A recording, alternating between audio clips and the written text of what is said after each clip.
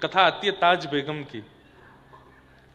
ताज बेगम वो भी मुस्लिम थी और सब छोड़ करके व्रज में रहने लगी थी।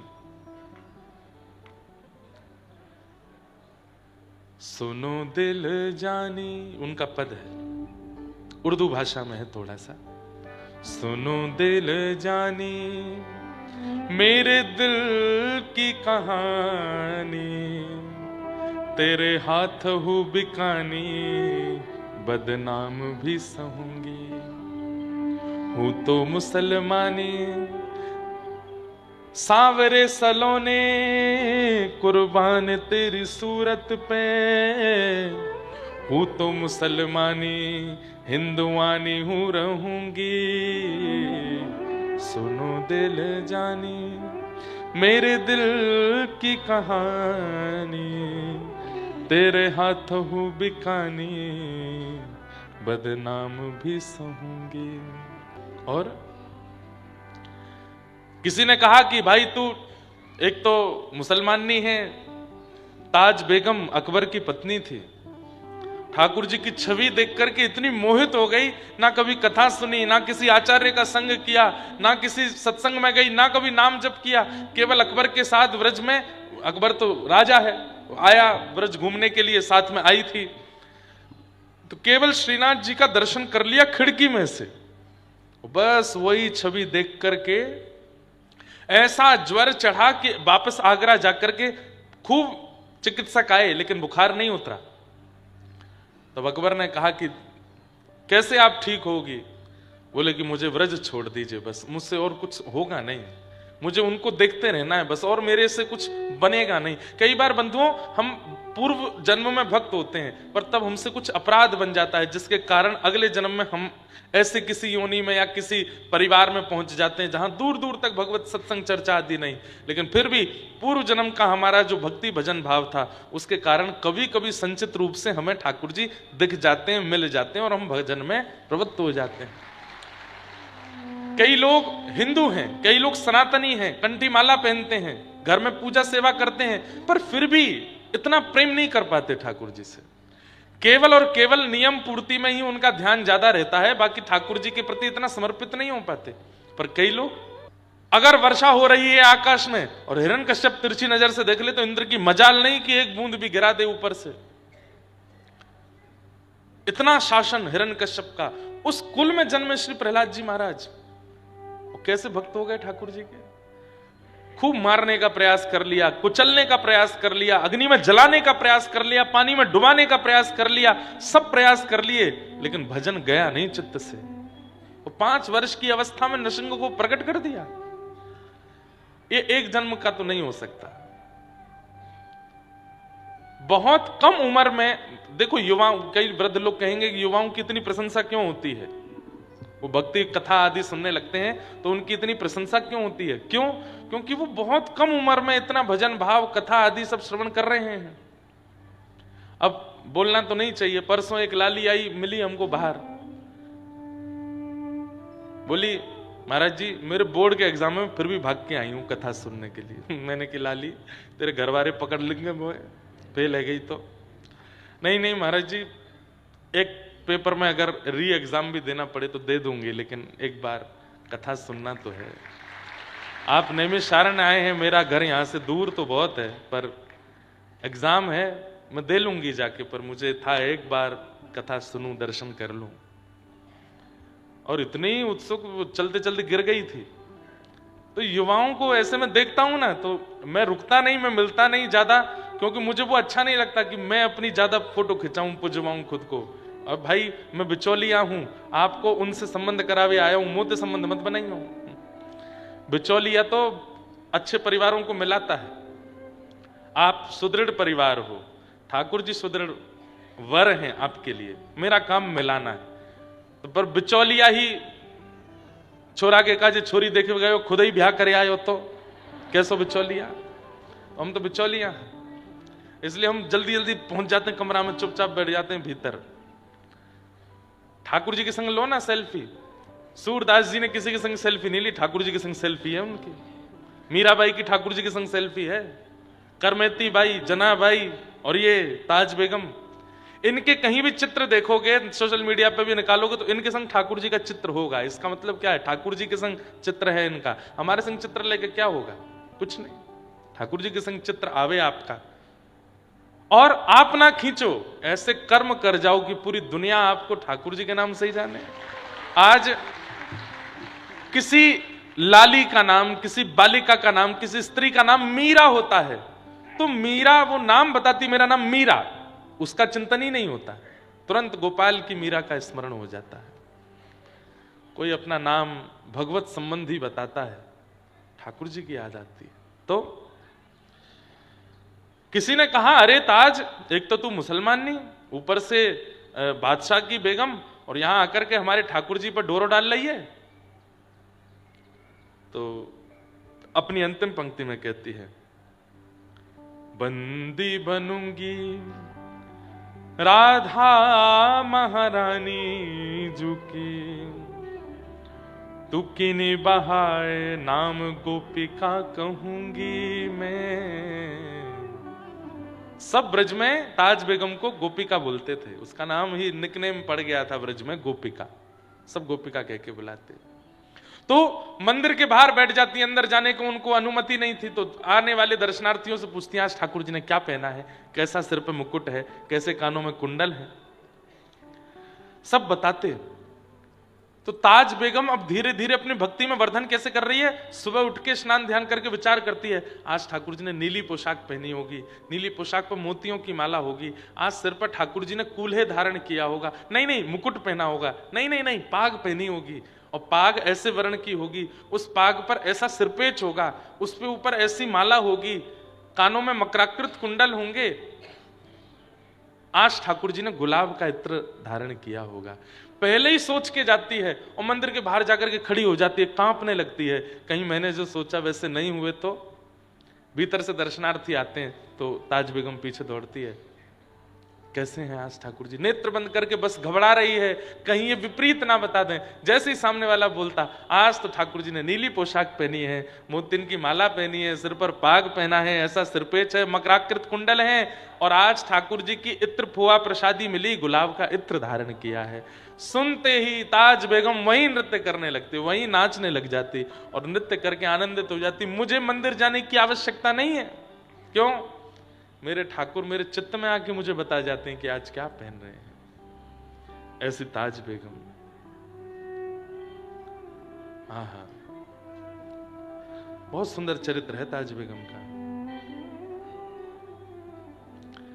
इनका एक और छंद बहुत सुंदर है, छैल जो छबीला संग सब रंग में रंगीला बड़ा, चित्त का अड़ीला कहू देव तो सोन्यारो है, माल गले सोहे नाक मोती सेत सोहे, कान कुंडल मन मोहे लाल मुकुट सिर धारो है, दुष्ट जन मारो सब संत को उबारो, ताज चित्त में निहारे प्राण प्रीति करन वारो है, नंद जू को प्यारो जिन कंस को पछाड़ो, वृंदावन वारो कृष्ण साहब हमारो है, वृंदावन वारो कृष्ण साहब हमारो है। ध्रुव से प्रहलाद गर्ज, ग्राह से अहिल्या देखी, सौर और गीधियों विभीषण जिन तारे हैं, पापी अजामिल सुर हरि रे दास कहू, नानक मलूक ताज तुलसी के प्यारे हैं, धनी नाम देव दादू सदना कसाई जाने, गने का कबीर मीरा सेन उर धारे हैं, जगत को जीवन जहान बिच नाम सुन्यो, राधा के वल्लभ कृष्ण वल्लभ हमारे हैं, राधा के वल्लभ कृष्ण वल्लभ हमारे हैं। ताज बेगम का चरित्र तो पूरा नहीं कहूंगा, आज कृष्ण लीला सुनानी है, पर इनके जीवन का अंतिम भाव बताता हूं। मैं सोच के नहीं आया था, अपने आप पता नहीं क्यों आ गया भाव। ताज बेगम कभी मंदिरों में नहीं गई, व्रजमंडल में यमुना तट पर एक कुटिया बना के रहती थी। होली के दिन थे, यही दिन चल रहे थे जो अभी चल रहे हैं, होली के दिन चल रहे थे और ताज बेगम रोज अपनी कुटिया से निकलती और जब ब्रजमंडल में होली खेलते हुए सब ब्रजवासियों को देखती तो बस वो यही खोजती रहती कि सब रंग डाल रहे हैं, श्याम सुंदर कब रंग डालेंगे। आहा, होली का दिन था, मुख्य होली का पर्व जो आएगा 4 तारीख को। उसी दिन सुबह सुबह ताज बेगम नेत्र बंद करके बैठी और उसको सर्वांगीण ब्रजमंडल में होली का दर्शन हुआ, उस होली का जो द्वापर में हुई थी। ताज बेगम को क्या दिख रहा है? इधर से सब गोपियां आ रही हैं, गोपियों के समूह के बीच में यशोदा मैया, इधर से सब ग्वाला आ रहे हैं, ग्वालाओं के समूह के बीच में श्री नंद बाबा, यहां से सब सखियों की टोलियों के बीच में श्री किशोरी जी आ रही हैं, गोपियां ऐसे नाच रही हैं, रंग उड़ा रही हैं, पिचकारी चला रही हैं, गुलाल डाल रही हैं, सब दिखे, गैया दिखी, गोपी दिखे, ग्वाला दिखे, नंदरानी दिखी, नंद बाबा दिखे, वृषभानु बाबा दिखे, कीर्ति मैया दिखी, राधा रानी भी दिख गई, ठाकुर जी नहीं दिखे। लिखती जा रही हैं। वो आज भी धमार का पद पुष्टि मार्गीय परंपरा में ये अंतिम पद था ताज बेगम का, आज भी वो पद गाया जाता है। जैसे ही कपाट खुलते हैं, ठाकुर जी गाल पर गुलाल लगता है श्रीनाथ जी में, यही पद गाते हैं धमार का, इसका ताज बेगम का। गुसाई जी की शिष्या थी विठलनाथ जी की। तो लिखती गई लिखती गई लिखती गई, ठाकुर जी नहीं दिखे। इतने में ही क्या देखती है कि एक अद्भुत समूह सखाओं का आ रहा है और व्याकुल हो रही है। ताज बेगम अपना संपूर्ण जीवन ब्रजमंडल में निकाल दिया, ठाकुर जी का कभी अनुभव नहीं हुआ। तभी क्या देखती है, पीतांबरी पहने श्याम वर्ण के श्री ठाकुर जी, उनके चरण दिखाई दिए, उनके घुटने दिखाई दिए, उनका कटी भाग दिखाई दिया। कटी में क्या देखती है कि फेंटा में गुलाल बांध रखा है, पिचकारी डाल रखी है। थोड़ी ऊपर आई तो यहां उदर दिखा, वक्ष दिखा, ग्रीवा दिखी, और जैसे ही ठोड़ी पर पहुंची तुरंत ताज बेगम के प्राण चले गए, मुख नहीं देख पाए, वहीं प्राण चले गए।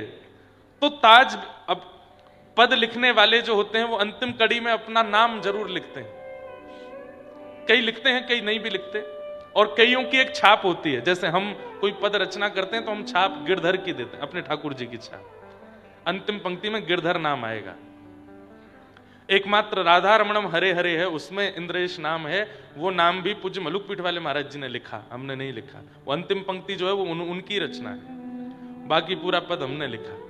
जब महाराज जी को दिखाया, महाराज जी ये पद राधा रमन जी को अर्पित कर रहे हैं, तो महाराज जी बोले हम कुछ लिख दें? मैं लिखो। तब गोप सुवेशम दास इंद्रेशम राधा रमणम हरे हरे महाराज जी ने लिखा। नहीं तो जितने भी पद हैं उनमें गिरधर नाम। वृंदावन प्यारो, वृंदावन में भी नाम पूज्य पिताजी ने लिखा, उसमें भी अंतिम पंक्ति में गिरधर लाल जी का नाम है। जिनकी कृपा से यह रस प्रगटो, जिनकी कृपा से यह रस प्रगटो, वृंदावन अभिराम, हम सबको प्राणंते प्यारो, हमारो गिरधर लाल। तो गिरधर हमारे लाल जी का ही नाम से छाप होती। तो ताज बेगम ताज लिखती थी अपने सारे पदों में। तो लिखते लिखते अंतिम पंक्ति रह गई, उससे पहले प्राण निकल गए, और उस समय के काल में संपूर्ण वृंदावन ने सुना। आकाश में एक विचित्र सी काली घटा आई, और उस काली घटा में स्वर लहरियां प्रकट होने लगी, तरंगें प्रकट होने लगी, और तभी क्या देखते हैं, कमल नयन श्याम सुंदर प्रकट हो गए। और ताज बेगम का जो अंतिम पद का जो अंतिम भाग था, जो रह गया था अधूरा, ठाकुर जी ने अपने हाथ से लिखा। निर्तत आवत ताज के प्रभु गावत गीत धमार। अंतिम पंक्ति ठाकुर जी ने लिखी, और श्री ताज बेगम को अपने साथ ठाकुर जी निकुंज में लेकर के प्रविष्ट हो गए। ऐसे ऐसे चरित्र हैं भक्तों के, मैं क्या कहां तक कहूं। मास कथा मैंने कही है 1 महीने तक, और भी कई प्रकल्प प्रयास चल रहे हैं।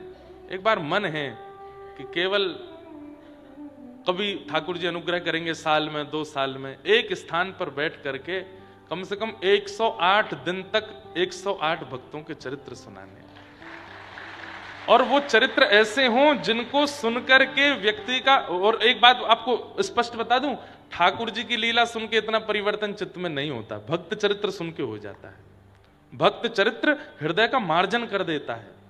ठाकुर जी का चरित्र तो ठाकुर जी को प्रकट करता है, पर घर पर अतिथि को बुलाने से पहले घर की साफ सफाई भी तो जरूरी है।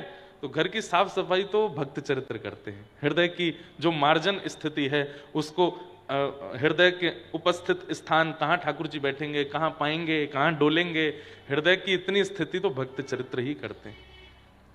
इसलिए भक्तमाल जी श्री नाभा गोस्वामी जी ने प्रकट की। कल श्री नाभा गोस्वामी जी के पूज्य गुरुदेव अग्रदास जी महाराज की प्रादुर्भाव दिवस था कल। हमने कल तो स्मरण नहीं किया, आज उनको प्रणाम करते हैं। दास को एक बार अवसर मिला था पूज्य पिछले साल श्री अग्रदास जी महाराज के पावन स्थान रेवासा में कथा सुनाने का। आइए हम आप सब लोग अब कथा क्रम में प्रवेश करें। तो अवाद्यंत विचित्राणी वादित्राणी महोत्सवे, कैसा वर्णन किया है श्री शुकाचार्य जी कह रहे हैं अवाद्यंत विचित्राणी। मैं कभी कभी इसका चिंतन करके मुझे बड़ा अच्छा लगता है। बोले ऐसा उत्सव मना रहे हैं ब्रजवासी कि वाद्य नहीं बजा रहे हैं, अवाद्य, जो बजने वाले यंत्र नहीं है उनको भी बजा रहे हैं।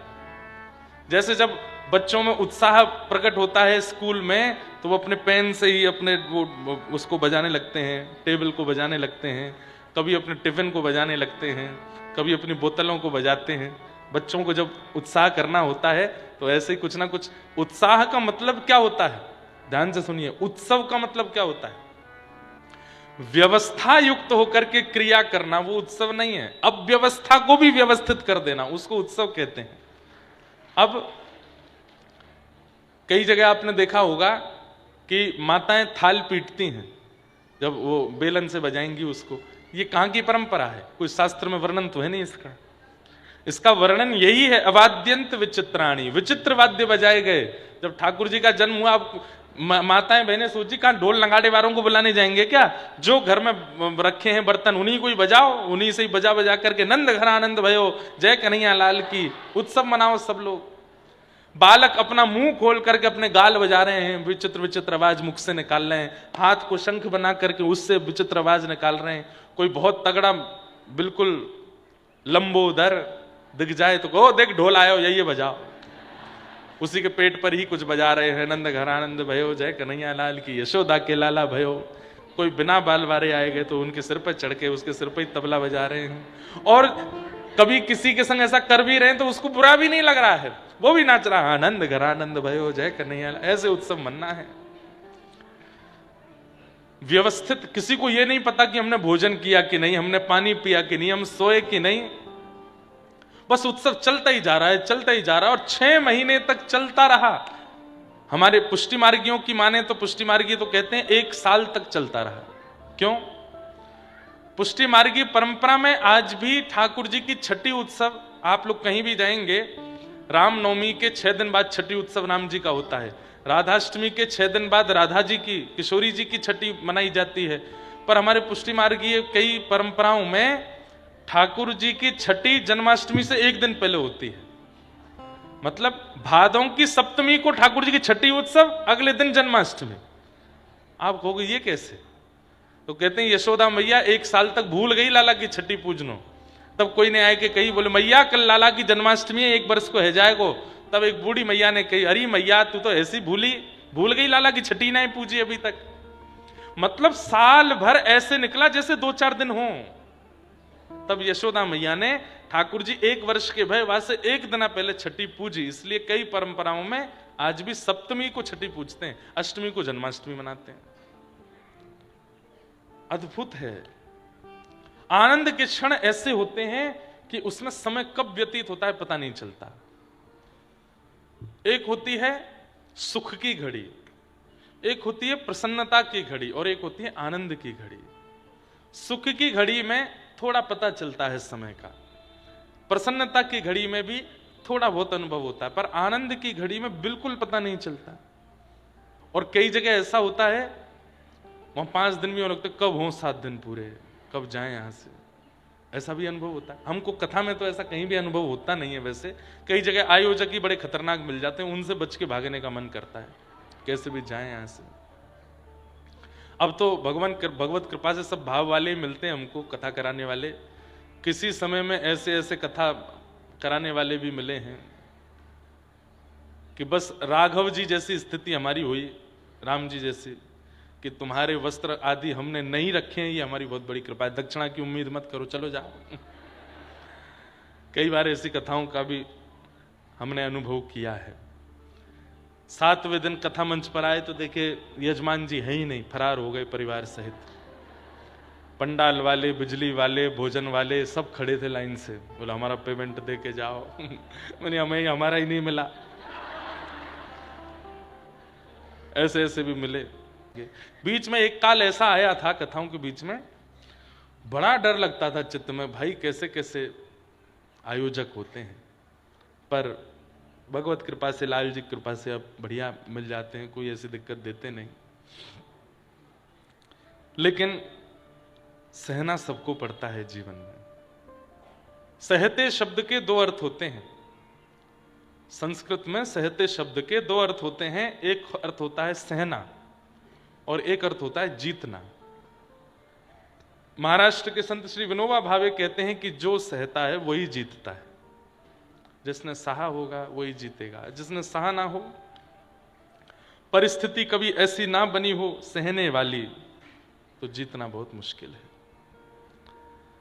ठाकुर जी का प्रादुर्भाव हुआ और सब आनंद कर रहे थे। तभी कंसेन प्रहिता घोरा पूतना बाल घातिनी।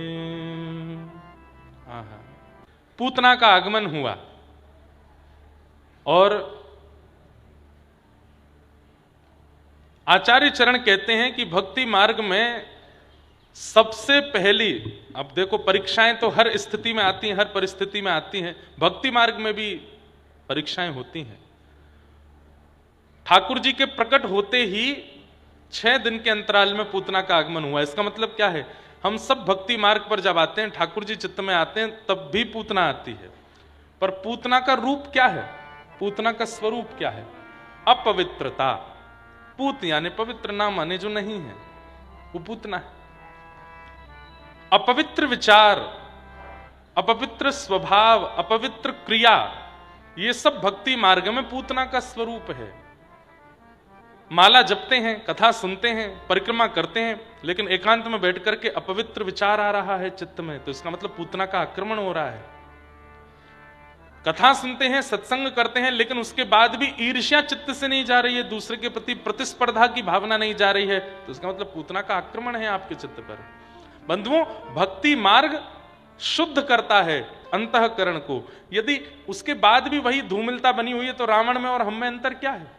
रोज अभिषेक करता है, रोज त्रिपुंड लगाता है, रोज शिव आराधन करता है, लेकिन उसके बाद भी चित्त पवित्र नहीं है, विचार पवित्र नहीं है, चरित्र पवित्र नहीं है। कल महाराज जी के पास बैठे थे तो महाराज जी ने एक ऋषि की चर्चा सुनाई। कौन से ऋषि थे महाराज जी?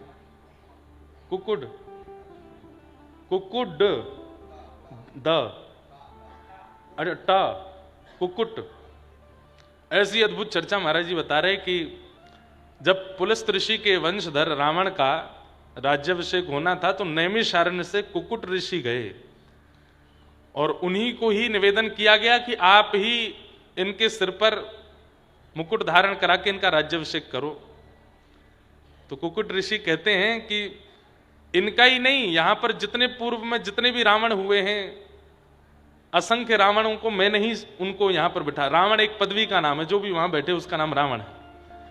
बोले मेरा सौभाग्य है कि इस बालक का भी मैं राज्याभिषेक कर रहा हूं। लेकिन तभी उन्होंने उनके मस्तिष्क रेखा को देख करके कहा, तुरंत मुकुट वापस रख दिया। तो पूछने लगे क्या बात है? बोले कि इस बालक में बड़े गुण हैं, ये बालक इस नगरी को इतना सुंदर बनाएगा कि देव लोग भी इसका दर्शन करके निहाल हो जाएंगे। ये बालक यहाँ के मार्गों का ऐसा निर्माण करेगा, चित्रशाला बनाएगा, आदि आदि करेगा। इतना कुछ अद्भुत बताया। सुन करके पुलस्त ऋषि खुश हो रहे थे, वाह वाह वाह, मेरा वंशधर इसका राजा बनेगा। और ये देखिए कितनी प्रशंसा कर रहे हैं कुकुट ऋषि इसकी। फिर पूछा तो फिर इतने गुण हैं तो फिर आप राज तिलक क्यों नहीं करते, आप इसके सिर पर मुकुट क्यों नहीं धराते? बोले चित्रशाला तो बनाएगा पर चरित्रशाला नहीं बना पाएगा, इसके अंदर चरित्र नहीं होगा, इसमें बाकी सारे गुण हैं। ये राज्य का ऐसा निर्माण करेगा, ये इतना अद्भुत बना देगा, लंका इतनी महिमावंत हो जाएगी, सब कुछ है इसके पास में, पर चरित्र नहीं है इसके पास। और चरित्र विहीन राजा का अगर राज तिलक हुआ तो पूरे नगर का बंटाधार, ये जितना सुंदर लंका को बनाएगा, एक समय आने पर वो सारी सुंदरता नष्ट हो जाएगी और ये पूरे नगर का विनाश हो जाएगा, इसलिए मैं इसका राज तिलक नहीं करूंगा। और कुकुट ऋषि नैमिषारण्य से ही गए, वापस आ गए नैमिषारण्य, नहीं किया उसका राज तिलक। फिर अन्य 5 ऋषियों ने जाकर के रावण का राज तिलक आदि किया और उनकी भविष्यवाणी सफल हुई। भले ही उसने लंका को अद्भुत बना दिया, लेकिन उस अद्भुत लंका को क्या स्थिति बनी, जला दिया, नष्ट कर दिया, धूमिल कर दिया। लंका का नाम सुनते ही राक्षसों की स्मृति आने लगी। वो ऋषि यहीं से गए थे वहां, कल महाराज जी बता रहे थे। तो त्रिपुंड लगाता था, रोज दिव्य दिव्य रचनाएं गा करके सुनाता था महादेव को, लेकिन चरित्र शुद्ध नहीं कर पाया। और मुझे कभी कभी ऐसा लगता है, मैं आपको अपने हृदय की बात कहूं, वास्तव में जो लोग कथा भी सुनते हैं, तिलक स्वरूप भी लगाते हैं, वैष्णव धर्म का पालन भी करते हैं और कहीं ना कहीं विषय विषादों में भी पड़े रहते हैं, कहीं ना कहीं उस संसारी क्रियाकलापों में जिनकी रुचि रहती, दोनों तरफ पैर रख करके जो चलते हैं, उनका उद्धार नहीं हो पाता। ये दोनों तरफ पैर जो रख करके चलते हैं, उनका गिरना संभव है, निश्चित है। एक तरफा रहिए, इस तरफ यदि आए हैं तो पूरे पूरे इस तरफ आइए, भले धीरे धीरे आइए, धीरे धीरे वहां से सब छोड़ने का प्रयास कीजिए। छोड़ने का प्रयास मतलब घर परिवार नहीं, विषय, वहां धीरे धीरे छोड़ने का प्रयास कीजिए। अपने आचरण को शुद्ध करना, भोजन को शुद्ध करना, नियमों में शुद्धि लाना, उसको धीरे धीरे छोड़ करके पूरे पूरे इधर आने का प्रयास कीजिए। और यदि वही अच्छा लगता है तो फिर इस स्थान का त्याग कर दीजिए। तिलक विलक मत लगाइए, एकादशी सब प्रणाम करिए सबको, या तो पूरे वहीं के रहो या पूरे यहीं के रहो। ये दोनों तरफ रहने का प्रयास यदि करोगे तो रावण ही है। वो शंकर आराधन भी करता है और चरित्र विहीन कर्म भी करता है। तो भक्ति मार्ग में जब विषय चित्त में आने लग जाए, वो पूतना है, उसको निकालो, उसको मत आने दो। और हम तो कहते हैं भजन करने का सबसे उत्तम समय कौन सा है? ब्रह्म मुहूर्त। भजन करने का सबसे उत्तम मुहूर्त कौन सा है? बोले रात्रि की बेला। भजन करने की सबसे उत्तम मुहूर्त कौन सा है? बोले सुबह सूर्योदय हो उसके बाद ना। जब विषय चित्त में आवे उसी समय भजन करने बैठ जाओ। अब हम बहुत सारी बातें तो मंच से नहीं बता सकते, पर जैसे पानी पूरी की इच्छा हो गई, जीभ में पानी आ रहा है, पानी पूरी खानी है, उसी समय आसन लगाओ, हाथ में लो माला, पूरा ठाकुर जी का स्मरण कर लग जाओ भजन में। बोले जीभ बहुत विचलित कर रही है, ठाकुर जी इसको संभालो। और जैसे नाम जप करोगे, जब इंद्रिय विषय युक्त हो उसी समय भजन करने लग जाएं, तो वो इंद्रिय विषय विमुक्त हो जाएगी। धीरे धीरे होगी पर हो जाएगी। केवल एक नियमित समय बांध लिया है, 4 बजे से 6 बजे तक भजन करना है, फिर पूरे दिन डोलते रहना है। अब जब जब विषय चित्त में आ रहा है, आप सोच रहे हैं कल ही करना है भजन, तो नहीं, जब जब चित्त में विषय आवे तब तब भजन करो, जब जब पूतना आवे तब तब उसका वध करो। ये विषय चिंतन पूतना है। पूतना आई, सबको अपनी ओर आकृष्ट कर लिया, सब उसको देखने लगे। यह भी पूतना का स्वरूप है कि भगवत भजन में लगे हुए जीवों को अपनी ओर आकृष्ट करे, वो पूतना है। सब उसके प्रति आकृष्ट होने लगे, सब देखने लगे। पूतना भीतर प्रवेश हो गई। यशोदा मैया ने जैसे ही देखा, लाला को गोद में दे दिया। सुंदर है, स्वरूपमान है, खूब विस्तार से हमने कही है कई बार कथा। पर यहां पर एक प्रश्न मुझसे किसी ने किया था कि महाराज जी, बाहर के सब ब्रजवासी पूतना के रूप पर मोहित हो गए, ये बात समझ में आती है, पर यशोदा मैया, उन्होंने विचार क्यों नहीं किया, तुरंत लाला को गोद में क्यों दे दिया? बंधुओं, यशोदा मैया कौन है? आचार्य है। आज यशोदा मैया की कृपा है कि सब घर में लड्डू गोपाल विराजमान है। यदि वे नहीं चाहती तो उनको लाला कोई के घर में जातो। आपके घर में मुरली मनोहर ठाकुर जी बैठे हैं, आपके घर में शंख चक्र गदा पद्मधारी नारायण बैठे हैं, तो ये बिना आज्ञा के आ गए, क्योंकि बड़े लाला है ना, ये तो अपनी स्वेच्छा से आ सकते हैं। पर घर में लड्डू गोपाल जी विराजमान है, इसका मतलब क्या है? ये छोटो लाला बिना मैया की आज्ञा के तो नहीं आवेगो। यशोदा मैया की कृपा से आपके घर में विराजमान हुए हैं श्री लड्डू गोपाल जी। तो यशोदा मैया आचार्य है, उनकी कृपा से हमको सेवा मिली है। आचार्य से गलती कैसे हो सकती है? वो पूतना की गोद में ठाकुर जी कैसे दे सकते हैं? तब यहां पर एक आचार्य ने वर्णन किया कि भाई वो आचार्य हैं, और आचार्य का काम क्या है? योग्य अयोग्य का विचार ना करके सबको ठाकुर जी की शरणागति कराना। ये नम रक्ष जगन्नाथ बहुजन्मापराधनम, इसने बहुत अपराध अपने जीवन में किए हैं, इसकी रक्षा करना ठाकुर जी आपका दायित्व है। पूतना को आते ही यशोदा मैया जान तो गई है कि राक्षसी है, अंतरंग भाव से यशोदा मैया जान गई हैं, और ये भी जानती हैं कि मेरो लाला परमात्मा है। अब जीव इतना समीप आकर के भी ठाकुर जी की सन्निधि ग्रहण नहीं कर पाएगा तो कालांतर में लोगों के चित्त में अविश्वास हो जाएगा। बोले द्वार पे पहुंच के भी पूतना को ठाकुर जी के दर्शन नहीं हुए? नहीं, जीव के चित्त में विश्वास प्रकट हो कि ठाकुर जी के सामने कैसे भी स्थिति में पहुंचो ठाकुर जी गोद में आ जाते हैं। इस भाव की पूर्णता के लिए यशोदा मैया ने जानते हुए भी ठाकुर जी गोद में दे दिए। पूतना की गोद में ठाकुर जी दे दिए। कुछ गोपियां आकर के यशोदा मैया को ले गईं। कहते हैं भगवान ने अपने आंखों पर हाथ रख लिया, नेत्र बंद कर लिए। पूतना कितनी बड़ी दुर्भाग्यशालिनी है, सब उसके रूप पर मोहित हो गए, पर जिसको मोहित होना चाहिए वही नहीं हुआ। आपको पूरी दुनिया देखती है, पर आपकी पत्नी ही आपको नहीं देखती, आपके पति ही आपको नहीं देखते। कितना कष्ट रहेगा चित्त में। पूरी दुनिया आपके सामने नतमस्तक होती है, पर आपके माता पिता ही आपको स्नेह नहीं देते, कितना कष्ट होगा। पूरी दुनिया के माता पिता को आप प्रेम देते हो, लेकिन अपने माता पिता को प्रेम नहीं दोगे, कितना कष्ट होगा चित्त में। हम लोग इसी स्थिति में हैं। हम लोक रंजन में रहते हैं, ये रीझ है, वो रीझ है, वो भी रीझ है, ये भी रीझ है, सब मुझसे रीझ जाएं, पर ये रीझ है इसके लिए हम कुछ नहीं करते, सबको रिझाने में लगे। पूतना ये तो करी, सबको रिझा लिया उसने, लेकिन जिनको रिझाना चाहिए था वो नहीं रीझे। पर सबरी से सब नहीं रीझे थे, राघव जी रीझ गए थे। जनाबाई से सब नहीं रीझे थे, ठाकुर जी रीझ गए थे। हमारी स्थिति ऐसी बने, ठाकुर जी रीझ जाएं, फिर कोई रीझे नहीं रीझे, हमको क्या मतलब। मीराबाई की कई लोग अवहेलना कर देते थे, पर ठाकुर जी रीझे हुए हैं।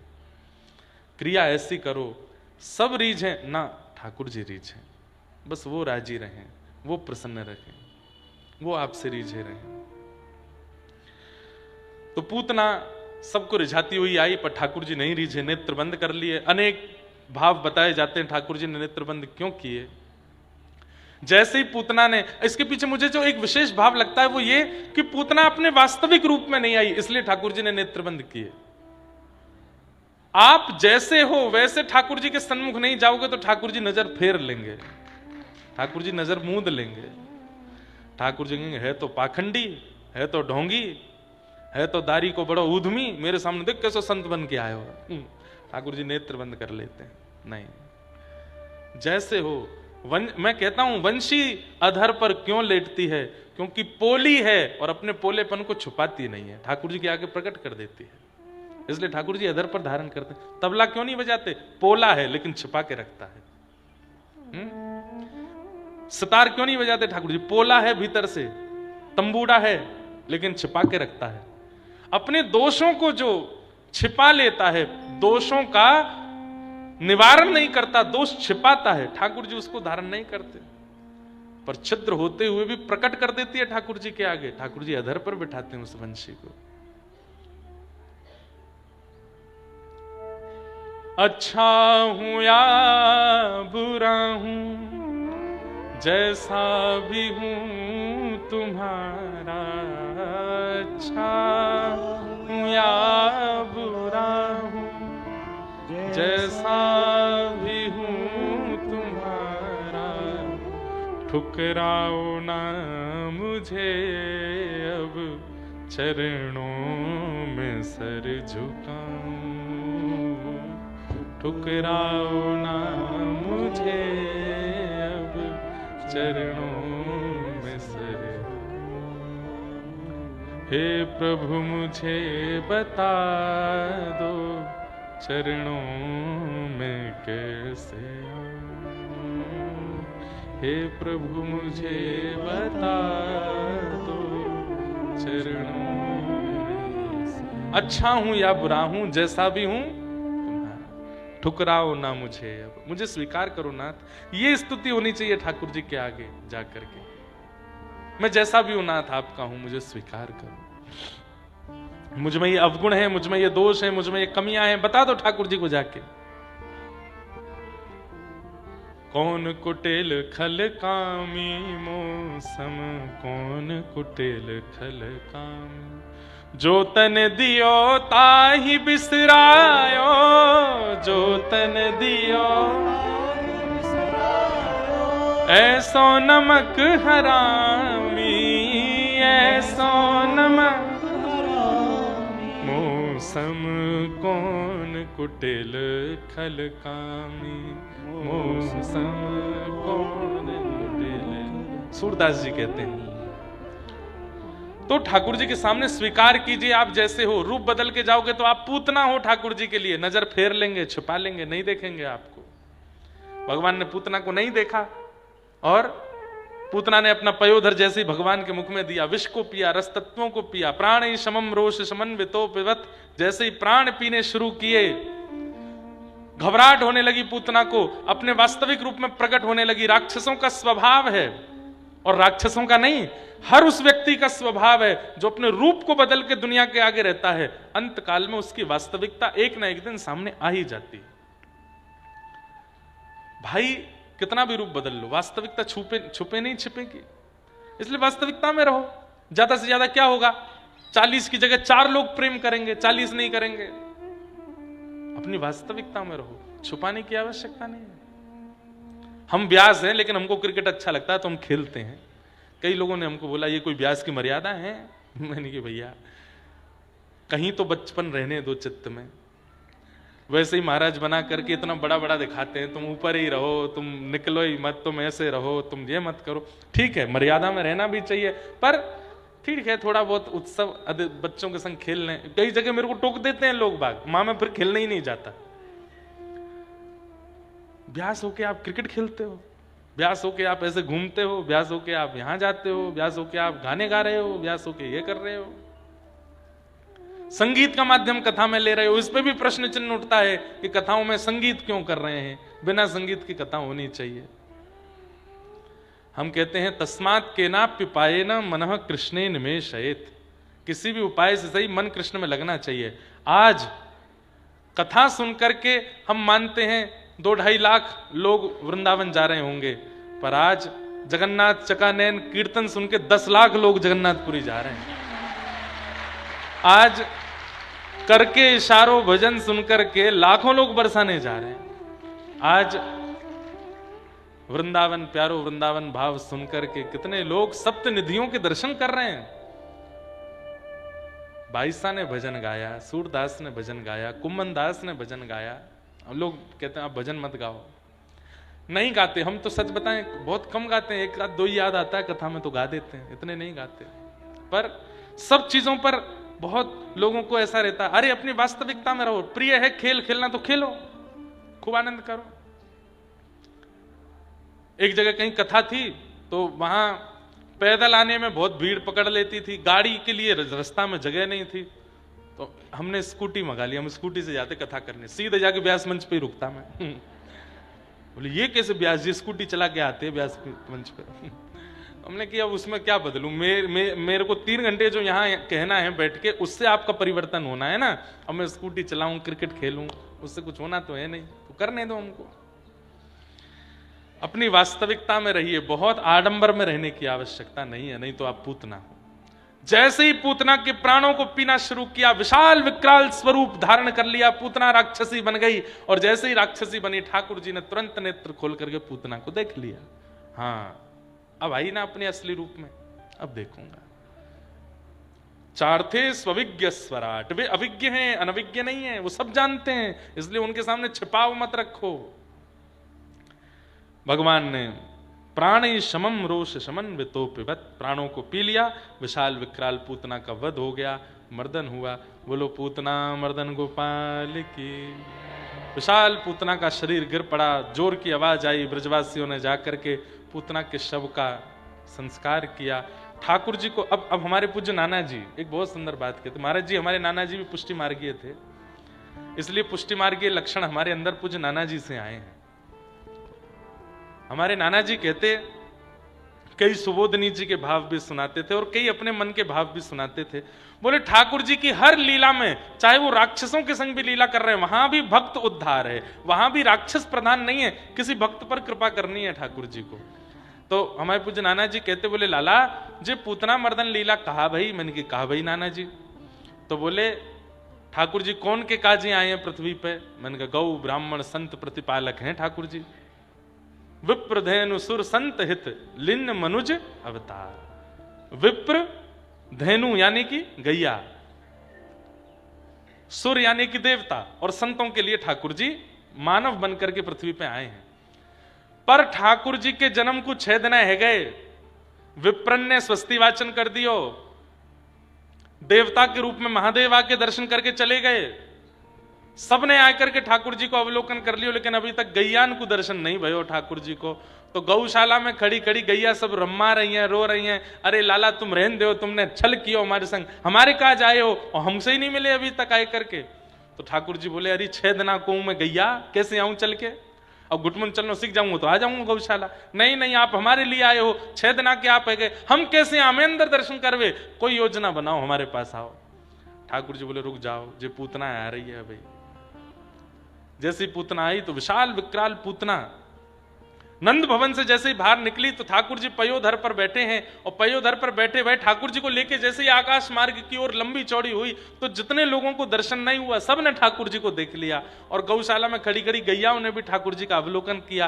पर इतने में भी गैयाओं का मन भरा नहीं। बोले इतनी दूर से दिख रहे हो, नेक्से से आप हो, कछु कृपा करो। तो जब पूतना मर गई तो सब ब्रजवासी गए और गोपियों ने ठाकुर जी को जब उठाया तो मन में विचार किया इतनी बड़ी राक्षसी आई, कहीं लाला को नजर गुजर नहीं लग गई हो, क्या करें? तब एक गोपी बोली लाला को लेके तुरंत गौशाला चलो, गौमूत्र से स्नान कराएंगे, गौ पुछ से झाड़ू लगावेंगे, गौ रजिया के माथे पर लगावेंगे, सोई लाला ठीक है जाएगो। ठाकुर जी 6 दिना के मंद मंद मुस्कान लगे और मनी मन गैयान से कहे अब राजी हो? बोले हाँ लाला अब राजी है। तुरंत ठाकुर जी को लेकर के सब गोपियां गौशाला में पहुंची। गौमूत्रेण स्नापित्वा पुनर्गौरज सार्भकम। गौमूत्र से स्नान कराया, गौरज ठाकुर जी के 12 अंगों पर अर्पित की है। जय नहीं नहीं, बड़ी कृपा, हमारे ब्रज से सब संत जन पधारे हैं। गैया को स्मरण करते ही देखो ब्रज के सब संत जन आ गए। गौ माता का स्मरण करते ही ब्रजमंडल आ गया कथा में। तो शीत स्वामी जी का पद है, गायन के संग धावे, गायन में सचु पावे, गायन के हेत गिरी कर ले उठायो, आगे गाय पाछे गाय, इत गाय उत गाय, गोविंद को गायन में बस वो ही भावे। कुछ साल पहले नेपाल में कथा थी, काठमांडू में। तो वहां एक बड़े विद्वान, हमारे पूज्य गुरुदेव भगवान, पूज्य दादा गुरुजी भगवान श्री रामानुज गुरुजी के एक शिष्य रहते हैं, चक्रपाणी नाम है उनका। तो उन्होंने अपने ठाकुर जी का मुझे दर्शन कराया। बहुत ध्यान से सुनना।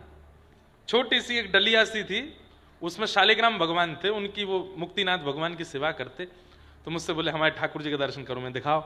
जैसे मैंने देखे शालिग्राम भगवान, और शालिग्राम भगवान के नीचे एक कुशा की ऐसी आसन थी, और वो कुशा का आसन ऐसे लंबा गोल गोल जा रहा था। बगल में एक चांदी की गैया, वो चांदी गैया गले में बंध रहा था वो आसन का एक भाग, और वह गैया के नीचे घास और रखी थी। चांदी की गैया। मैंने कहा महाराज जी ये कैसे दर्शन है? बोले देखो हम ज्यादा ठाकुर जी का भोग वोग तो लगा नहीं पाते, हम संस्कृत के अच्छे विद्वान हैं। बोले हम संस्कृत पठन पाठन में बहुत व्यस्त रहते हैं, एक जगह हमारी ठौर नहीं, इधर जाओ उधर जाओ, यहाँ भागो वहाँ भागो। तो भावना हमने क्या रखी, शालिग्राम भगवान को सुबह स्नान आदि कराते हैं, चंदन लगाते हैं, और ठाकुर जी के पास में गैया है। अब रोटी सब्जी तो सब जगह नहीं मिलती, घास सब जगह मिल जाती है, तो हम गैया के नीचे घास छोड़ देते हैं, गैया घास खा लेती है, ठाकुर जी निकाल के उसका दूध पी लेते हैं। तो हमें लगता है ठाकुर जी का पेट भर रहा है।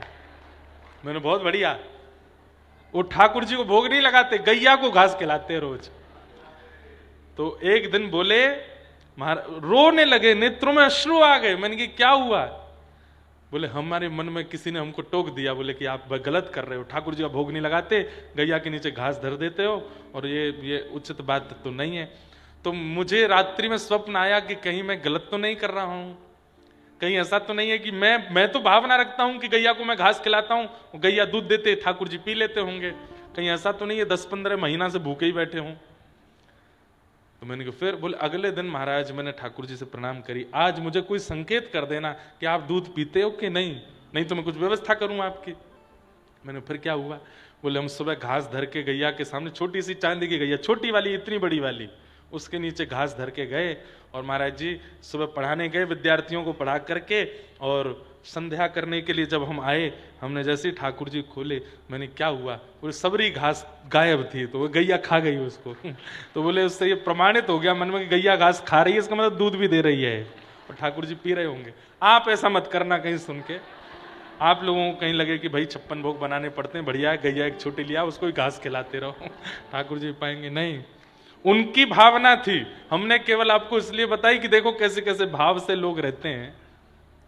आपको तो भोजन ही पवाना पड़ेगा, आपके लिए नियम नहीं है घास खवावे को। तो गैया लगे, ठाकुर जी को गैया बहुत प्यारी लगती है, अति प्यारी जग पालन हारी गैया लगे। ठाकुर जी को गैया बहुत प्रिय है, गाय से बहुत प्रेम करते हैं। यशोदा मैया ने एक बार भूलते ठाकुर जी के आगे कह दी, बोले लाला चल तू गैया चरावे जा रहा हो, तो पादुका पहना दूं। ठाकुर जी गिनती करने लगे। मैया बोली कहा गिन रहो लाला? बोले मैया मेरे 2 पामन में तेने पादुका पहनाई, मेरी इतनी सारी गैया, इनके तो 4-4 पाम है, इनकी पादुका कहां है? मैया बोली लाला जे पादुका ना पहने क्यों ना पहने? बोले जे जानवर हैं, इनके पाम ना हूं मैं, इनके खोर हूं मैं। सो ठाकुर जी इतनी जोर से रोए, इतनी जोर से रोए, इतनी जोर से रोए। यशोदा मैया बोली काय को रो रोए? रोते हुए ठाकुर जी बोले मैया मैं तेरे गर्भ में हतो मैया, तेने खावे पीवे में इतनी कंजूसी करी कि मेरे पाम ही रह गए, खुर नए बने। देख गैया कैसी घास चर के आवे, वहां के बछड़ा बछियान के खुर न करे आमे, मैया मेरे खुर क्यों ना बने? अरे लाला खुर तो जानवरन के हो में, हम तो मानव हैं। ठाकुर जी और जोर से रोए। बोले क्यों रो रहे लाला? 2 दिन बाद ठाकुर जी शांत होकर बोले मैया गैया हमको दूध पिवावे? बोले हाँ। और वह गैया को तेने जानवर कही? मैं तो आज तक सुनता हूं, मैं मानवन को बालक हूं, पर आज मुझको पता चली यशोदा मैया भी जानवर है। बोले क्यों? तेरो भी तो दूध पियो मैया मैंने, तू भी तो दूध पिवावे मुझको, दूध पिवावे वारे को तू जानवर कह रही है मैया, तो तू भी तो जानवर है।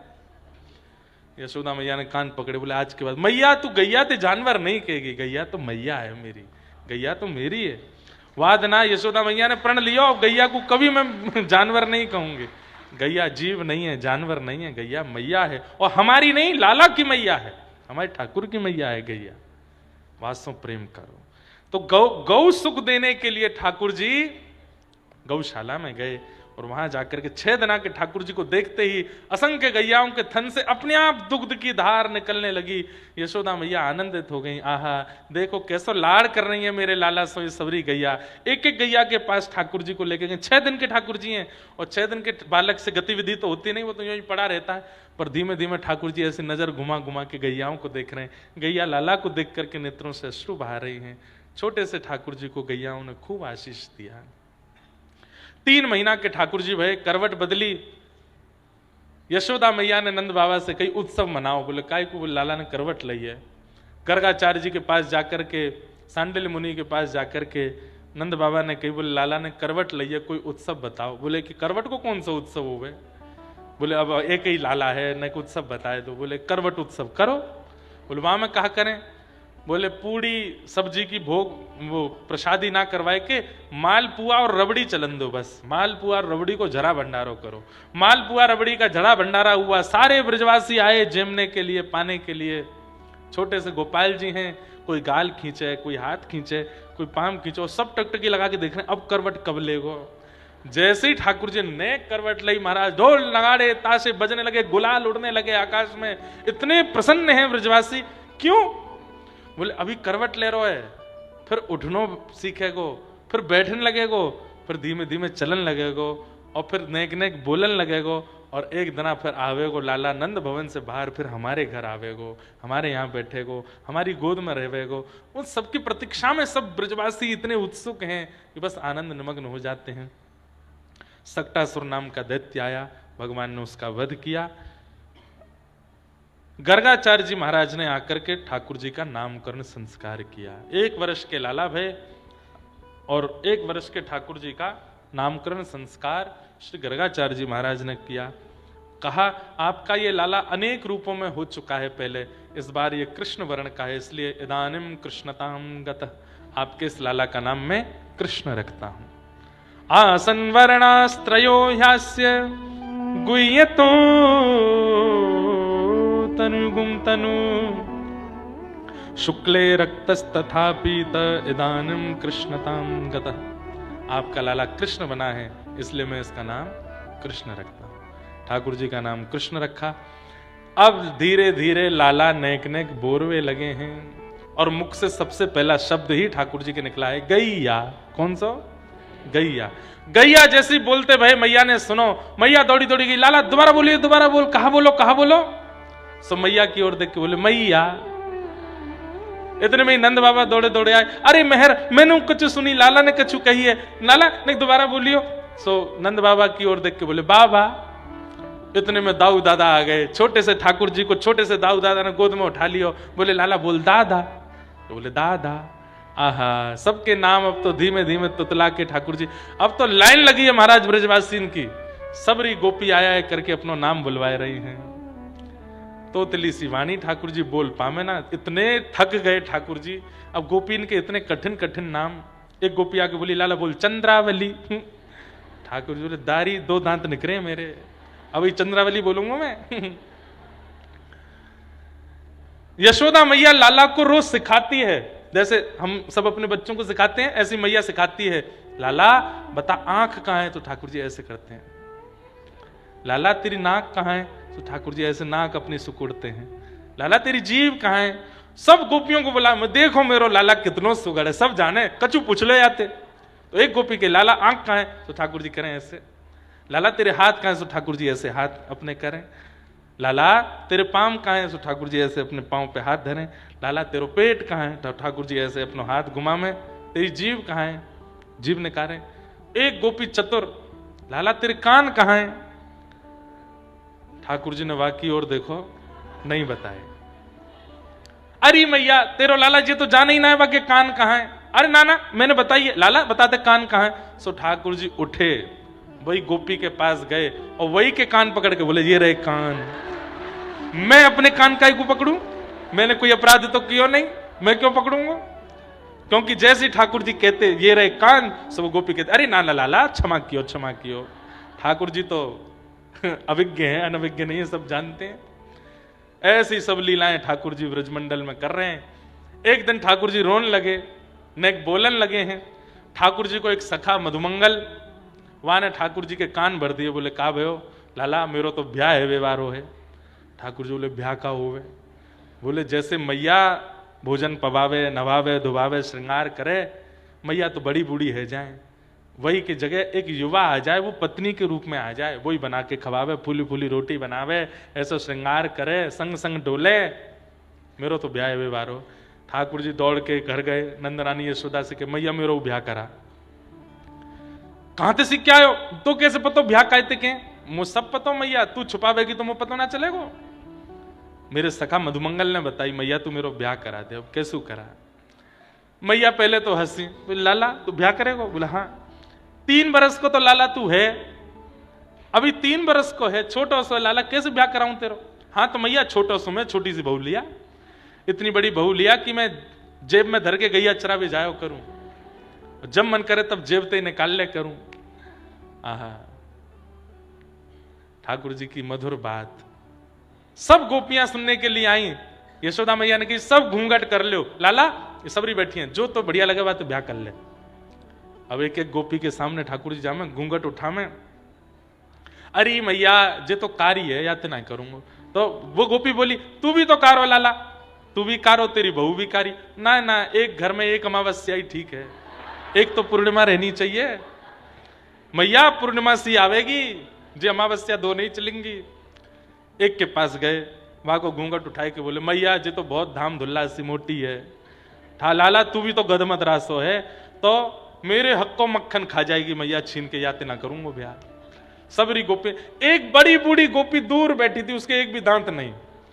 मन में विचार करने लगी मैं भी युवा होती, इन गोपीन के बीच में बैठी हूँ, लाला मेरो भी घूंघट उठा के कछु बोल तो। अब मैं तो बड़ी बूढ़ी हूं, बड़ी बूढ़ी इनको दूरी जगह रख दी जाए। ठाकुर जी वाके मन की बात पहचान गए, तिरछी नजर ते दौड़ते भाई गए वही के पास, और वहां को घूंघट उठाए के देखो बिना दांत वाली अम्मा हंसन लगी। ठाकुर जी वही की गोद में बैठे, मैया यही तो ब्याह करूंगा मैं, तो ये सबसे बढ़िया है। अरे लाला तेरी बहू ऐसी एक दांत नहीं, बोले मेरे तो ना है या क्यों ना है, दोनों बिना दांत वाले रहेंगे मैया, मैं तो यही तो ब्याह करूंगा। ऐसी ठाकुर जी की मधुर मधुर लीला। इन सब लीलाओं से ठाकुर जी सबके चित्त का हरण कर रहे हैं। आकाश में देखने वाले सब देवता मोहित हो रहे हैं। धन्य है ब्रजवासी जन, धन्य है। अरे श्रुति में परे, स्मृति में परे, भजंतु भव भीता, नीति में परे। मैंने सब जगह देखा। नारद जी कहते हैं मुझे ब्रह्म कहीं नहीं दिखा। तभी मैंने कहां देखा, अहम तु नंदम वृंदे, तभी मैं वृंदावन में नंद भवन के अंदर देखता हूं। यस्या लिंदे ब्रह्म वसिता, तब नंद भवन की दहली पे लटका हुआ मैंने ब्रह्म को देखा। वेद तरु प्रतिशाखम मृतम मिलितम न तद ब्रह्म, मैंने वेदों की शाखाओं को देखा। ब्रह्मा जी कह रहे हैं मुझे परब्रह्म नहीं दिखा। बोले तो फिर कहां देखे, मिलितम मिलितम गोप बधूटी पटान चले न बद्ध, एक गोपी के आंचल में लिपटा हुआ। गोपी कौन? यशोदा। मैंने वहां ब्रह्म को देखा। रसखान कहते हैं वेद में ढूंढो, ब्रह्म में ढूंढो, पुराणन गानन। सब जगह मैंने ढूंढा, मुझे कहीं भी ब्रह्म नहीं दिखे। आहा मिल गए मिल गए मिल गए। कहां मिले? रहो पलोटत राधिका पायन, तभी मैंने देखो दुर्यों में कुंज कुटीर में, तभी मैंने एक दिव्य कुंज की ओर देखा। तो वहां क्या पाया कि श्री किशोरी जी बैठी हैं और उनके चरणों में लौट रहे हैं परब्रह्म, साक्षात श्री कृष्ण। व्रज भैया सबके समझ में आवे वाली बात नहीं है, उल्टी धार है ब्रजमंडल की, उल्टी रीति है ब्रजमंडल की। जो परब्रह्म है, जिनको वेद भी नीति नीति कह के बोला, ब्रज में अलग ही स्थिति है उनकी। कैसी स्थिति है? अरे ऐसो हाँ ऐसो हो ऐसो चटक मटक सो ठाकुर, तीनों लोकन हूँ मैं नाय। ऐसो चटक मटक सो ठाकुर, तीनों लोकन हूँ मैं नाय, तीनों लोकन हूँ मैं नाय। लोकन हूँ मैं नाय, तीनों लोकन हूँ मैं नाय। अरे ऐसो हो ऐसो चटक मटक सो ठाकुर, तीनों लोकन हूँ मैं नाय। ऐसो चटक मटक सो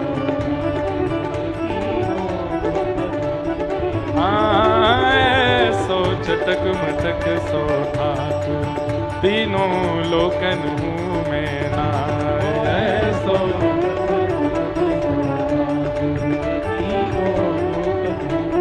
कैसे हैं?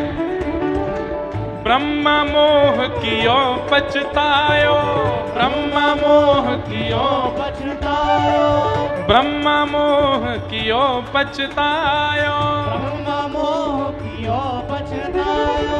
दर्शन को शिव ब्रज में आयो, दर्शन को शिव ब्रज में आयो, दर्शन को शिव ब्रज में आयो, दर्शन को शिव ब्रज में आयो।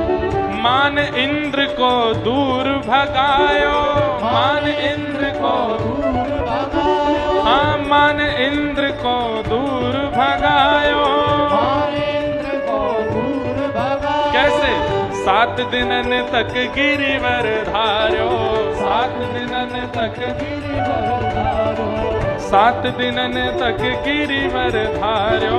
7 दिन तक गिरिवर धारो। और ब्रज भाषा का रसिया है हमारे बरसाने में श्री माताजी गौशाला वाले मान मंदिर वाले पूज्य महाराज जी, पूज्य श्री रमेश बाबा महाराज, जिनके सानिध्य में इस बार ठाकुर जी का ब्याह हुआ, उनका रचित रसिया है ये।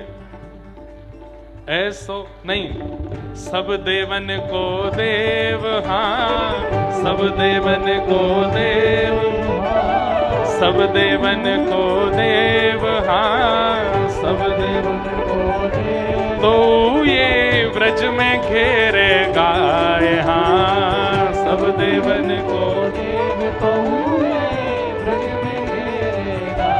अरे ऐसो हो ऐसो हो ऐसो चटक मटक सो ठाकुर, तीनों लोकन हूँ मैं नाम। ऐसो चटक मटक सो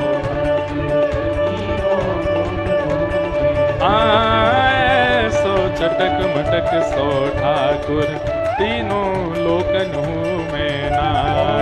ऐसो बोल नंद के लाला की।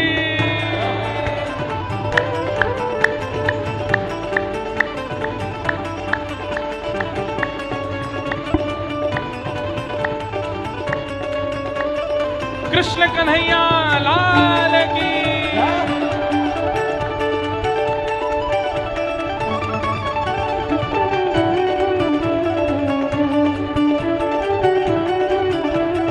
और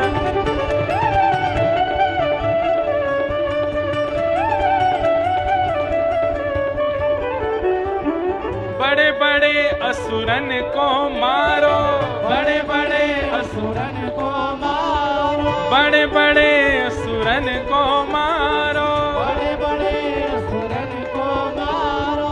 नाग कालिया पकड़ पछाड़ो, नाग कालिया पकड़ पछाड़ो, नाग कालिया पकड़ पछाड़ो। कालिया पकड़ पछाड़ो। मान इंद्र को दूर भगायो, मान इंद्र को दूर भगायो, मान इंद्र को दूर भगायो। इंद्र को दूर भगायो।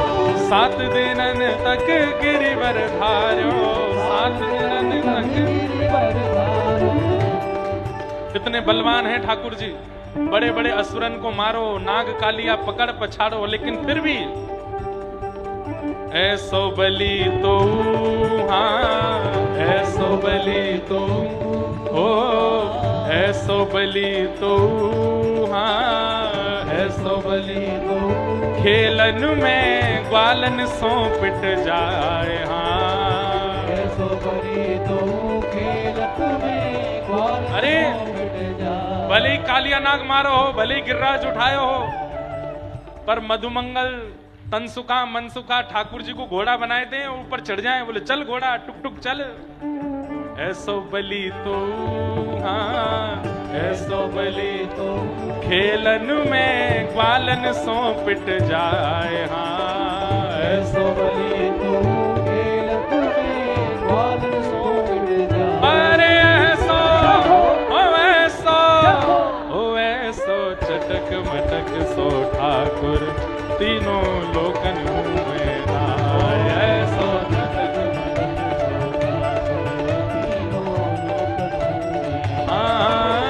ऐसो चटक मटक सो ठाकुर, तीनों लोकन में नाय। ऐसो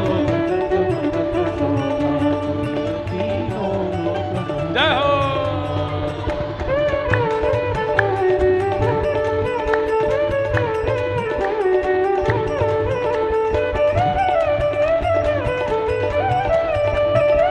बाल कृष्ण लाल की।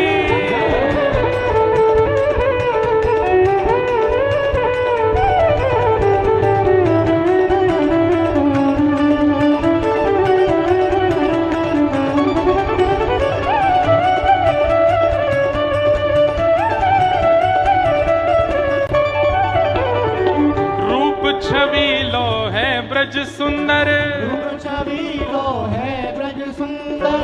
बिना बुलाए डोले घर घर, बिना बुलाए डोले घर घर।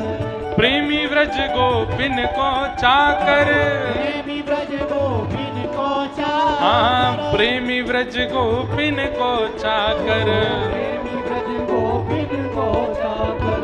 ऐसो प्रेम बढ़्यो, हाँ ऐसो प्रेम बढ़्यो, ऐसो प्रेम बढ़्यो, हाँ ऐसो प्रेम बढ़्यो। माखन की चोरी करके खाए, हाँ ऐसो प्रेम बढ़्यो। माखन की चोरी करके खाए। ओ ऐसो, ओ ऐसो, हाँ ऐसो, ओ ऐसो, ओ ऐसो चटक मटक सो ठाकुर, तीनों लोकन में नाम। ऐसो चटक मटक सो ठाकुर, तीनों लोकन में। हाँ ऐसो चटक मटक सो ठाकुर, तीनों लोकन में नाम।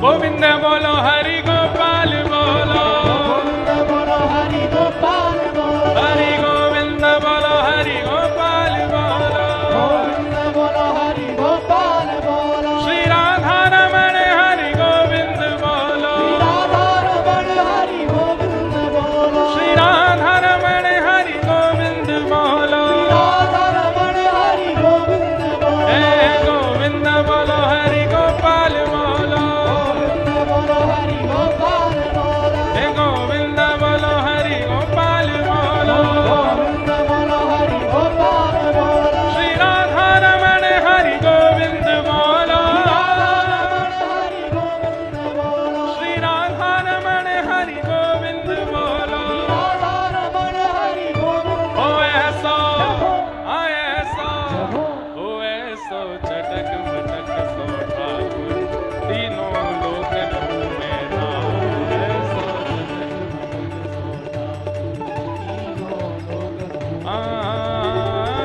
ऐसो चटक मटक सो ठाकुर, तीनों लोकन में नाम। जय जय श्री राम, जय जय श्री राम, जय जय श्री राधे।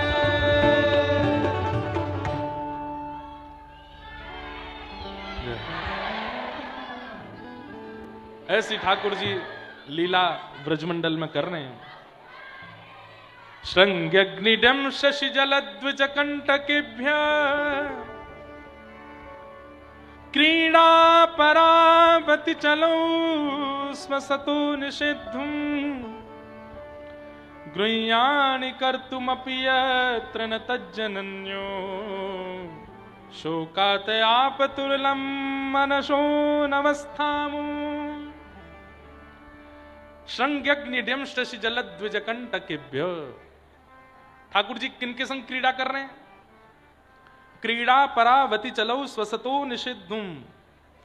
ठाकुर जी की एक ही श्लोक में संपूर्ण क्रीड़ा बता दी। इधर देखो, यहां देखो, ध्यान से सुनो, बिल्कुल शांति का परिचय दो, बिल्कुल शांति से सुनो, थोड़ी देर और सुनो, फिर गोवर्धन लीला करेंगे। आचार्य चरण पधारे हैं, उनके कुछ भावांजलि श्रवण करके फिर कथा को विश्राम देंगे। एक ही श्लोक में श्री शुक्राचार्य जी ने सब्र ऊधम बता दिए ठाकुर जी के। गैयाओं के सींग पर लटकते हैं। बताओ, कोई लटकवे की जगह सींग?